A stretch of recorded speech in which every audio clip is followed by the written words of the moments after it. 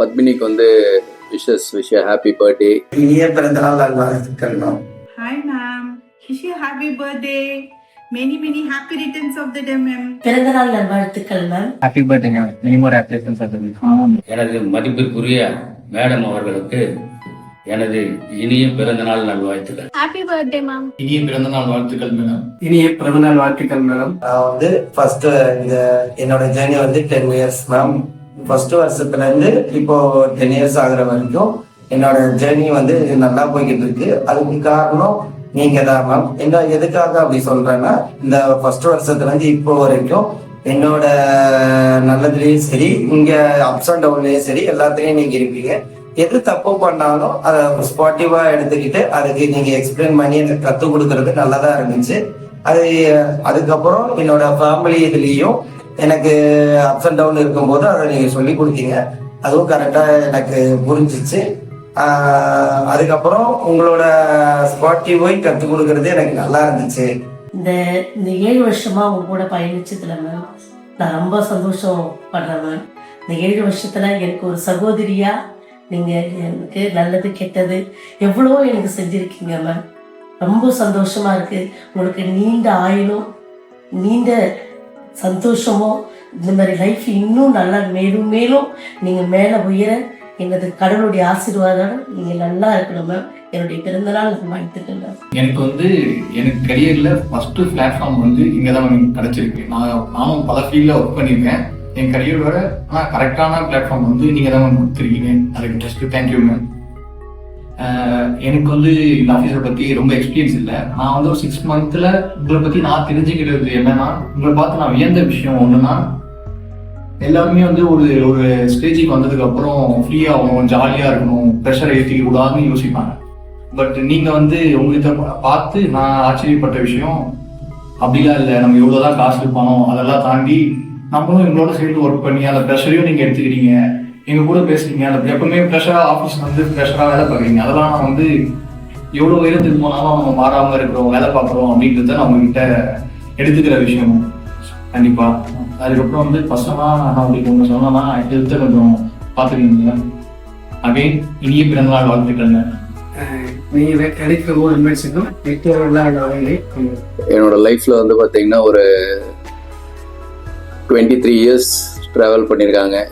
இந்த வாய்ப்பு 2 பேரும் வந்து பார்த்திங்கன்னா நாங்களாம் உருவாக்கி ரொம்ப கஷ்டப்பட்டு லவ் மேரேஜ் பண்ணி இவங்களாம் எங்கே உருப்பிட போகிறாங்கன்னு சொன்னவங்க மத்தியில் இன்றைக்கி நிறைய சக்ஸஸ் பண்ணி வாழ்ந்து வந்துட்டு இருக்கோம். 23 இயர்ஸ் கம்ப்ளீட் ஆக போகுது. கூடிய விரைவில் சில்வர் ஜூபிலியும் செலிப்ரேட் பண்ணுவோன்னு நினைக்கிறேன். பத்மி சொல்லணும்னா வெரி ஹார்ட் ஒர்க்கர். அந்த ஹார்ட் ஒர்க்கிங் வந்து பார்த்திங்கன்னா எந்த அளவுக்கு இருக்குன்னா பயங்கர ஜென்யூனாக இருக்கும். யாரையும் வந்து இந்த சீட் பண்ணணும் அந்த மாதிரி ஒரு எண்ணத்தில் இருக்க மாட்டாங்க. ரொம்ப ஜாலியான கேரக்டர். எல்லார் வீட்லேயும் வந்து ஹஸ்பண்ட்ஸ் வந்து பார்த்திங்கன்னா டெய்லி ஒரு நைட்டு ஒரு 11 மணிக்கு வந்து ஜென்ஸ் கூட பேசினாலாம் திட்டுவாங்க. பட் என்னோட ஒய்ஃப் பத்மினி வந்து இன்னி வரைக்கும் எத்தனையோ பேர் கூட நைட்லலாம் பேசியிருக்காங்க. பட் நான் அதை பற்றிலாம் ஒரு கொஸ்டின் கூட பண்ணதில்லை. ஏன் அப்படின்னா அவ்வளோ ட்ரஸ்டட். என்னோட அண்டர்ஸ்டாண்டிங்கும் அவங்களோட அண்டர்ஸ்டாண்டிங்கும் ஒரே மாதிரி இருக்கும். வே ஆஃப் தாட்ஸ் வந்து ஒரே மாதிரி இருக்கும்.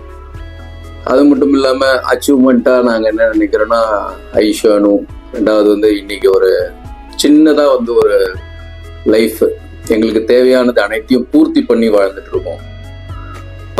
மறக்க முடியாதது அப்படின்னு பார்த்தீங்கன்னா, நான் வந்து ரொம்ப ஒரு வாட்டி நம்ம அந்த சென்னை அந்த எக்ஸிபிஷன்லாம் நடக்கும் இதில் பீச் கிட்ட, அங்கே ஒரு வாட்டி நாங்கள் போகும்போது டான்ஸ் ப்ரோக்ராம் ஒன்று கண்டக்ட் பண்ணிட்டு இருந்தாங்க. அப்போ தான் அந்த கத்தாழ கண்ணாலன்னு ஒரு சாங்கு. அப்போ வந்து பார்த்தீங்கன்னா ஒரு 2000 பேர் இருப்பாங்க. எல்லாருமே நின்றுட்டு இருந்தாங்க. நானும் வந்து அங்கே நின்றுட்டு இருந்தோம். கப்புள்ஸ் நீங்கள் மேலே ஏறி வாங்க ஆடலாம் அப்படின்னாங்க. அப்போது நானும் பத்மினி ஏறி 2 பேரும் ஆடினோம். அது வந்து பார்த்தீங்கன்னா அந்த 2000 பேர் முன்னாடி ஆடி ஃபர்ஸ்ட் ப்ரைஸ் வின் பண்ணோம் நாங்கள் 2 பேரும். பட் அது என்னவோ தெரியல, இப்போ சமீபத்தில் கூட என் ஃப்ரெண்டோட மேரேஜில் வந்து ஒரு டான்ஸ் பண்ணலாம் அப்படின்னு பிளான் பண்ணும்போது அதே சாங்கை போட்டு ப்ளே பண்ணி நல்லா கைத்தட்டல் வாங்கணும். அது இன்னும் ஃபேமிலி பாட்டு மாதிரி ஆயிடுச்சு. கத்தாழ கண்ணால குத்தாத நீ என்னன்ற அந்த சாங்கு.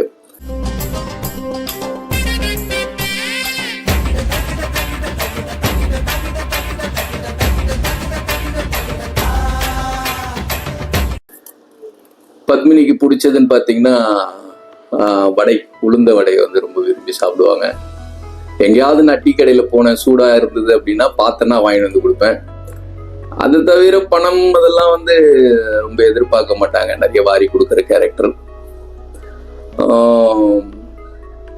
கேர் பண்ணிக்குவாங்க. ஒரு சின்ன உடம்பு ஏதாவது எங்களுக்கு வந்துருச்சு அப்படின்னா, எனக்கோ என் டாக்டருக்கோ யாருக்கோ வந்தால் முதல் ஹாஸ்பிட்டல் கூப்பிட்டு போய் பார்த்துட்டு அவங்கள வந்து க்யூர் பண்ணுவாங்க. அவங்கள பார்த்துக்கிறாங்களோ இல்லையோ.